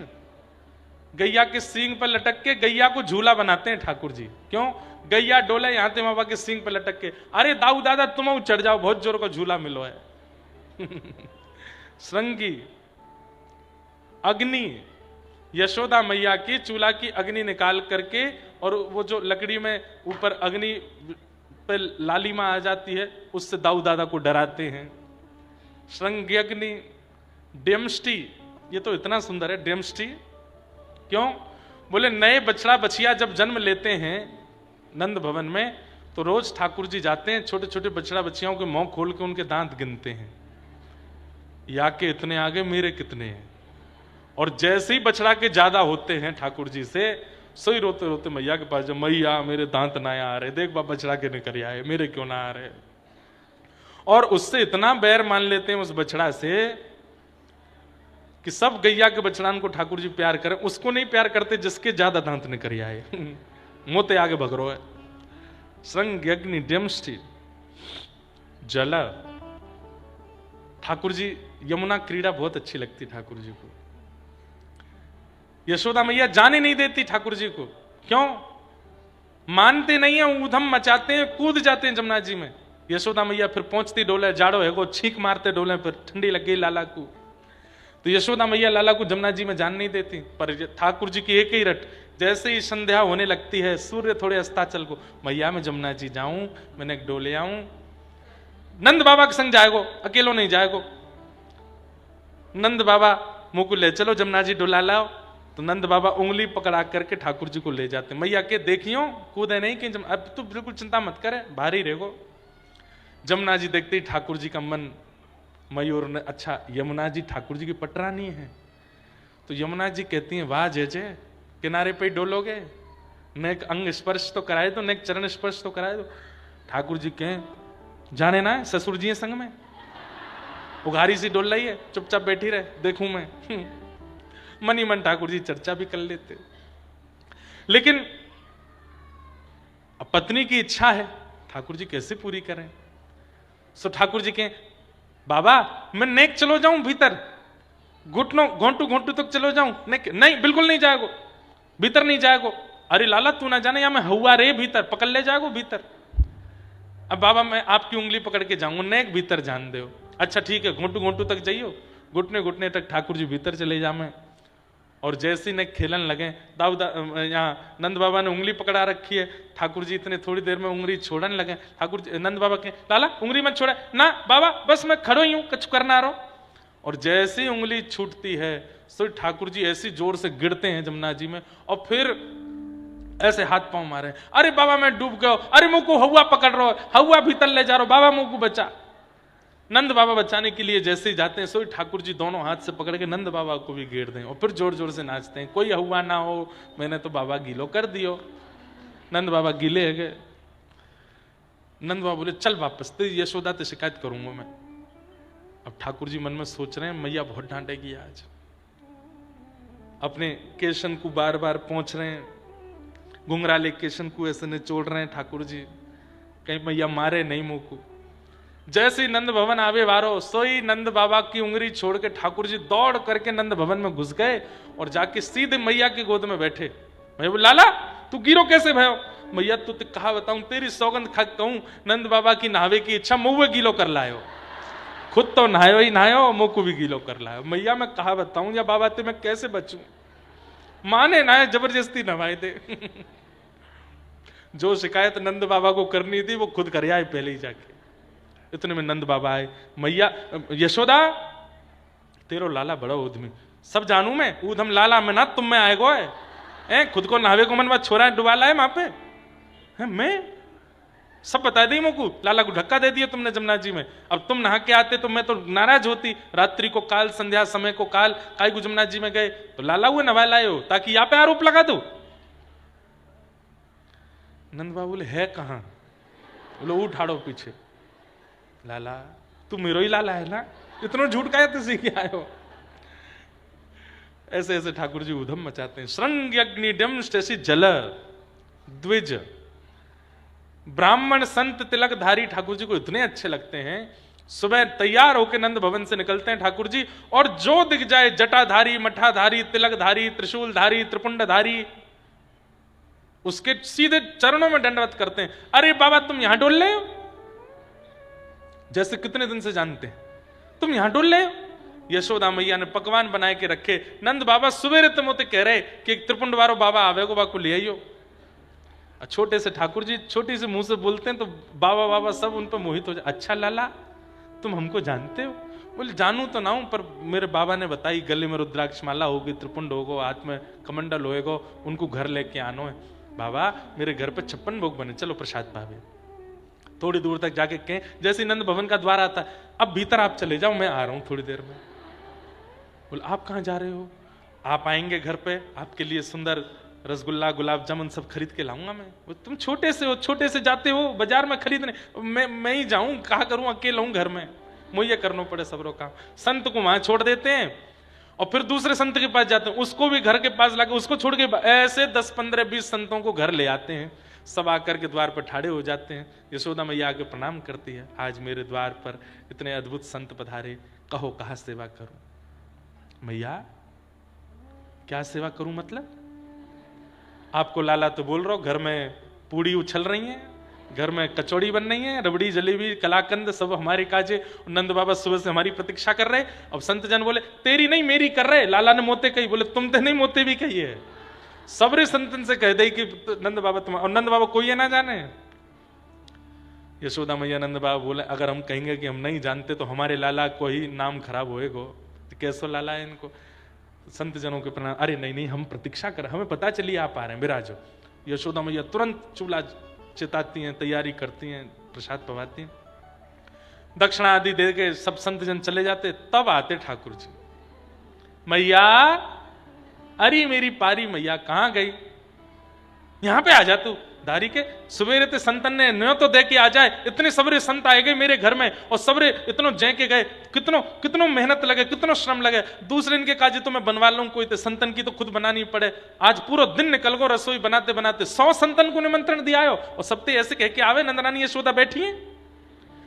अरे लाला जी घर है, कोई आश्रम ना है जब भंडारो चलतो रे, काय को करे ऐसा। अरे मैया दो बातें तू कहे तो बताऊं। बोले बता। बोले एक बात तो ऐसी है मैया, जाए सुन के तू मुंह को हृदय से लगावेगी, और दूसरी बात ऐसी, जाए सुन के तू डंडा लेके भागेगी। कौन सी पहले बताऊं? पहले ये बता। पहले हृदय वारी बता दे, क्योंकि डंडा वारी के बाद तो तू मिलेगो ना मुंह। ठाकुर जी बोले मैया नंद बाबा जितनो अन्न लावे जितनो धन लावे, ऐसो मैंने कथान में सुनी है कि वाक्य दशांश में पाप होवे। हम जितनो भी कमावे वाक्य 10वें अंश में पाप निवास करे मैया, लेकिन अगर व्यक्ति वाको दान कर दे, कोई को पवा दे, तो वो दशांश पाप घरते निकल जाए। तो मैया मैं सोचूं मेरी यशोदा मैया नंद बाबा की इतनी संपत्ति है, इतना वैभव है, वाको दान पुण्य हो तो रे, हमारे संतन को बिना बताए निमंत्रण दे दूं ताकि मैया पवावे तो दशांश पाप निकल जाए। यशोदा मैया के तो मोटे मोटे आंसू आंखन में, अरे मेरो लाला कितनो विद्वान कितनो ज्ञानी मेरो लाला, कैसी बड़ी बड़ी बात करे हैं लाला, तू हमारे बुलावे। हाँ मैया तू रोज बुलाए कर लाला, मैं रोज बुलाऊंगी। थोड़ी देर मैया हृदय से लगाए रखी। मैया दूसरी बात सुनेगी? हाँ दूसरी बता। बोले पहले गोदी ते उतार नीचे। ठाकुर जी दूर खड़े गए और बिल्कुल तैयारी में कि दौड़ूंगो बताते ही मैया बोली बता। मैया अब मैं धीरे धीरे बड़ो है तो जा रहा हूं, मेरो ब्याह भी होएगो कल को बहू भी आवेगी घर पे, और मैया जब बहू आए के देखेगी कि सास ऐसी मोटी ताजी है तो कैसी हंसी उड़ावेगी। तू परिश्रम ना करे मैया, पूरे दिन बैठी बैठी मोटी एती जा रही है, या मारे मैं तेरे तोते परिश्रम करवावे के काजे संतान को नहीं होता दूं। मैया भागी पीछे, लाला आगे आगे चौकड़ी मार के भागे। ऐसे ठाकुर जी की मधुर लीला। श्रृंग अग्निड्यम से जलद द्विज कंटकेभ्य। कंटकेभ्य का क्या भाव है?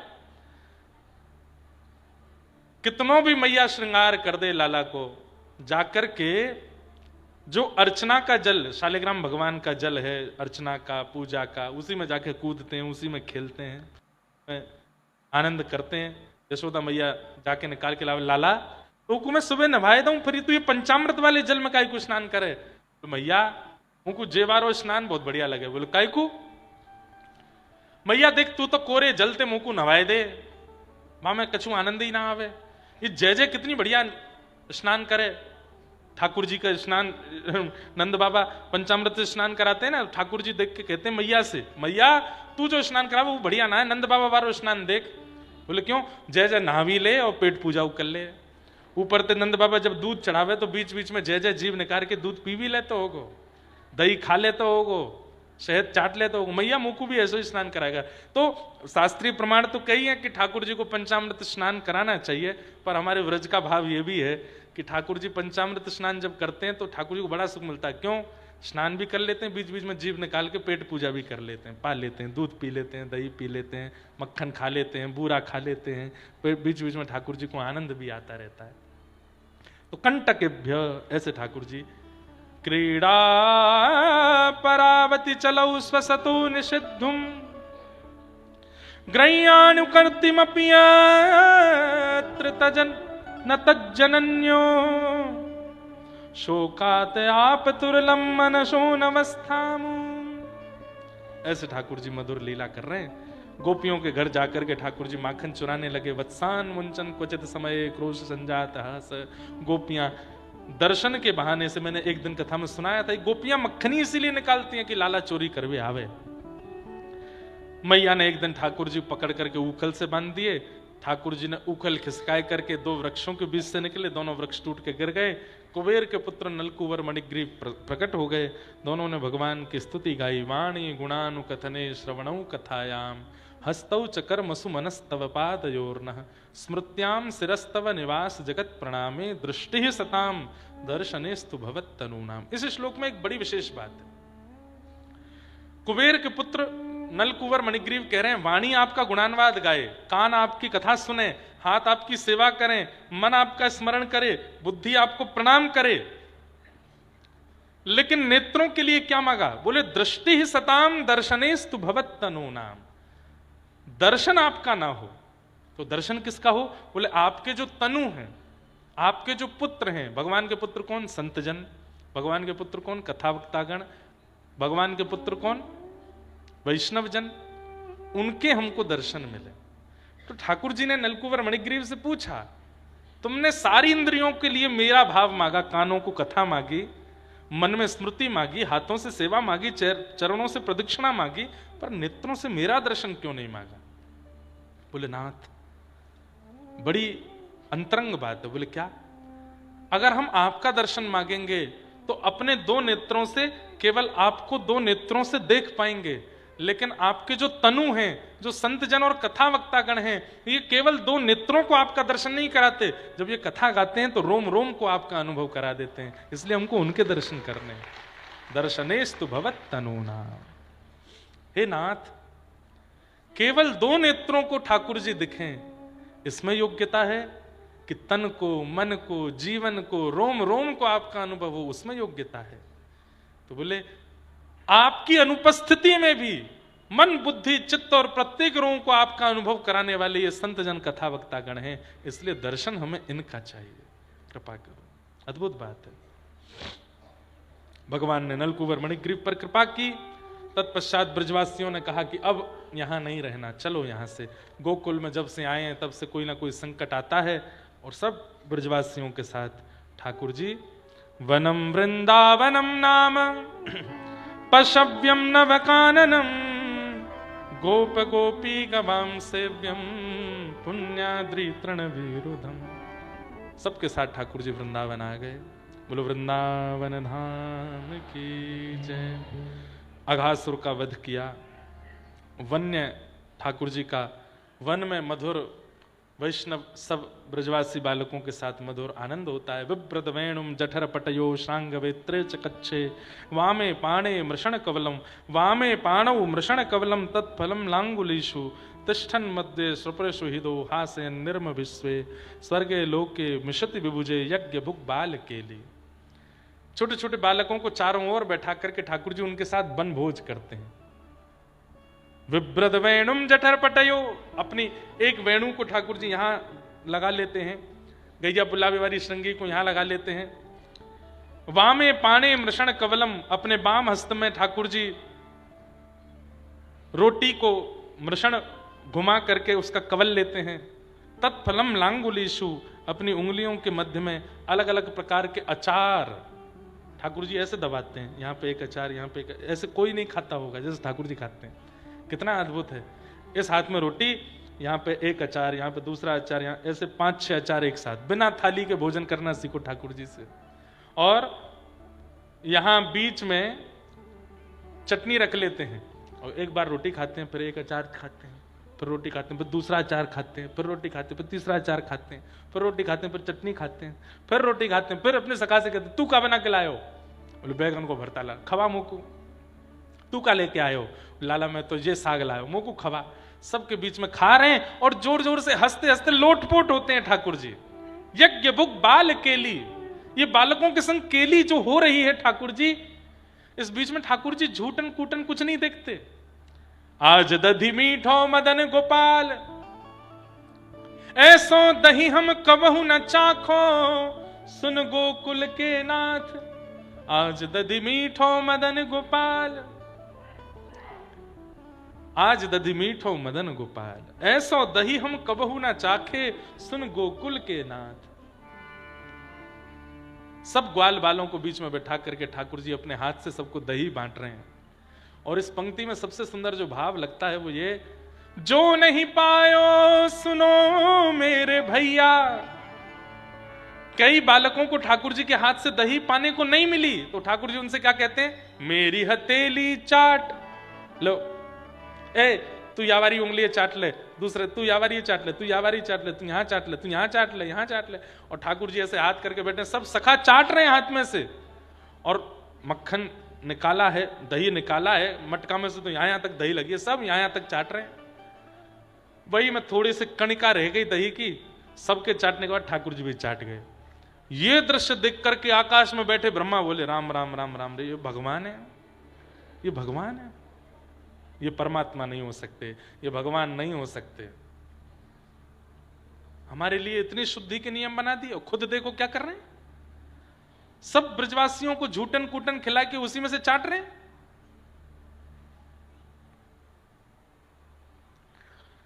मन में विचार आता है कि आजकल भी कई लोगों को ठाकुर जी के लीला पर संदेह हो जाता है, संशय हो जाता है।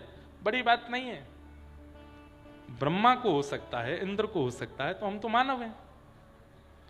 स्वयं ब्रह्मा जिनके सामने से ही ठाकुर जी अवतार लेकर के आए हैं, वो ब्रह्मा कह रहे हैं कि ये भगवान नहीं हो सकते, निश्चित कोई बहलू पिया है। भगवान के सखाओं का हरण करके ले गए, भगवान के ग्वाल बालों का हरण कर लिया, सब सखा और ग्वाल बाल ठाकुर जी ही बन गए। फिर 1 वर्ष तक सब सखाओं के रूप में, ग्वाल बालों के रूप में, बछड़ा बछिया के रूप में ठाकुर जी विचरण किए। और 84 कोस व्रजमंडल के प्रत्येक कोने को अपने चरण से ठाकुर जी ने आच्छादित किया। इसलिए संपूर्ण व्रजमंडल पूजनीय है, क्योंकि सब जगह ठाकुर जी गए। अकेले कृष्ण रूप में रहते कितना घूमते, इसलिए सबके रूप में ठाकुर जी ने आकर के पूरे व्रजमंडल को नाप लिया। ब्रह्मा ने मोह करके कुछ लीला की, ठाकुर जी ने उसमें भी कृपाई कर दी, पूरे व्रजमंडल में घूम लिए। 1 वर्ष बाद ब्रह्मा को जब लगा कि मैंने अपराध किया, देख करके वही ग्वाल बाल नीचे, वही ग्वाल बाल ब्रह्मलोक में ठाकुर जी से क्षमा मांगने के लिए गया। भगवान ने क्षमा नहीं किया। ठाकुर जी नाराज हो गए ब्रह्मा जी से। अनेक अनेक लीलाएं हैं, सबका हम सबको प्रणाम करते हैं। अभी जहां से कथा करके आए हम जटेरी, फिर आगे जो प्रसंग आता है कालियानाग दमन, और उसके बाद वेणुगीत। जटेरी धाम में वेणुगीत की कथा की थी, वेणुगीत ही सुनाया था, बहुत सुंदर है। अक्षणवताम फलमिदम न परम विधाम, सक्य प्रसून अनुविवेशयतोर्वयस्यै, वक्त्रम ब्रजेश सुतयोर अनुवेणु जुष्टम, यैर्वान पीत मनुरक्त कटाक्ष मोक्षम। केवल एक बात कह दूं, गोपियां कहती हैं नेत्र मिले, और इन नेत्रों से दुनिया देख ली, दुनिया की सारी सुंदरता देख ली, लेकिन गौचारण को जाते हुए श्याम सुंदर नहीं देखे, तो नेत्रों को पाकर के तुमने कुछ नहीं पाया। यही बात वेणु गीत में गोपियां कह रही हैं। अरे मानवों, जन्म लिया है, पृथ्वी पर आए हो, तो कम से कम इतना तो करके वापस आना। क्या? इन नेत्रों से एक बार श्याम सुंदर को गैया चराते हुए देख के आना। कोई कहे गैया चराते हुए ना भी देख पाओ, तो बस एक बार हिलते डुलते चलते फिरते श्याम सुंदर को एक बार तो निहार लेना। नहीं तो नेत्रों को पाकर के तुमने इन नेत्रों से कुछ नहीं देखा, अगर श्याम सुंदर नहीं देखे तो। इतने सुंदर हैं श्री प्रियतम लाला। उनकी सुंदरता का वर्णन पूरे वेणु गीत में किया गोपियों ने। कात्यायनी देवी की पूजा करती हैं, सब ब्रज की सखियों पर ठाकुर जी ने कृपा की, मथुरा की गोपियों पर अनुग्रह किया। आगे गोवर्धन लीला का प्रसंग आता है। भगवान गिरिराज पूजन करने के लिए सब ब्रजवासियों को लेकर के गोवर्धन गए और श्री गिरिराज पूजन किया। अब गिरिराज पूजन प्रसंग तो बहुत अद्भुत है, बहुत वृहद है। अब मेरा मन है कि मैं प्रवेश करूंगा तो फिर मुझे बहुत समय लगेगा उसको, उसके व्याख्यान में, और मन में भाव है कि 2 दिन की कथा बची है, कल और परसों। आज जैसे ब्रज लीला थोड़ी कही, कल भी हम व्रज लीला में प्रेम प्रसंग, ठाकुर जी के प्रेमास्पद प्रसंगों का थोड़ा ज़्यादा, यहाँ के ऋषियों ने ज्ञान वैराग्य की चर्चाएं बहुत ज़्यादा सुनी है। वैसे तो ये पूरी भागवत भी यहीं से कही गई, यहीं सुनी गई, परंतु फिर भी भाव है कि यहाँ वैराग्य की भूमि में थोड़ी और रस की चर्चा का संवाहन हो सके, तो उस प्रसंग को हम विस्तार से कल के प्रसंग में सुनाएंगे। सब ब्रजवासियों को लेकर के ठाकुर जी गोवर्धन जा रहे हैं और वहाँ जाकर गिरिराज जी की पूजा कर रहे हैं।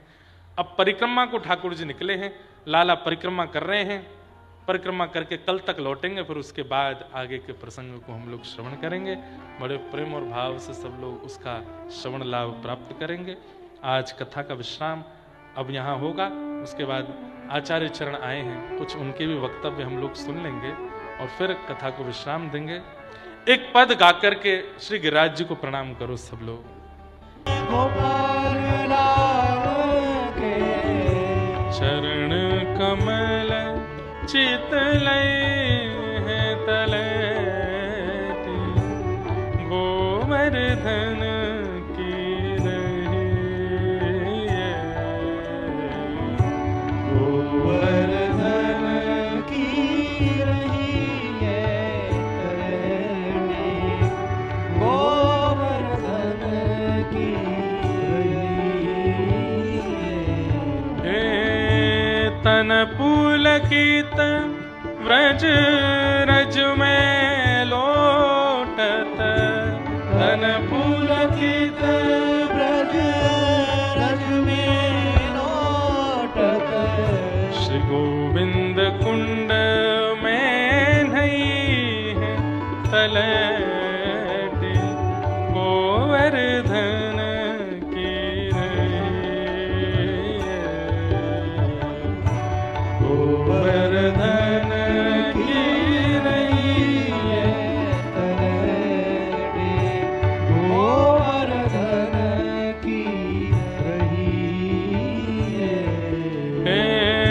रसिक प्रीतम हित चित की बातें, रसिक प्रीतम हित चित की बातें, श्री गिरधारी जी सो कहिए तलैति, गोवर्धन की रही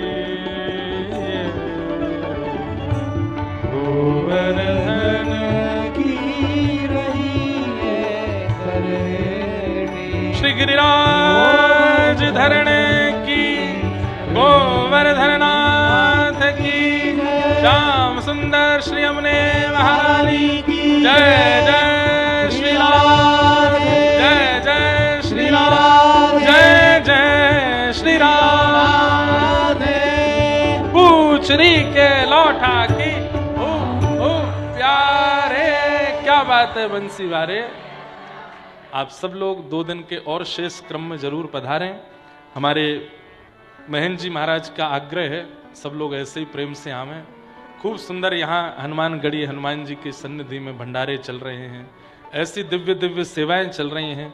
यहाँ यज्ञ चल रहा है, यज्ञ नारायण भगवान का दर्शन करके जाइएगा। सब बटुक विप्रों को प्रणाम करके जाइए, हनुमान जी को प्रणाम करके जाओ।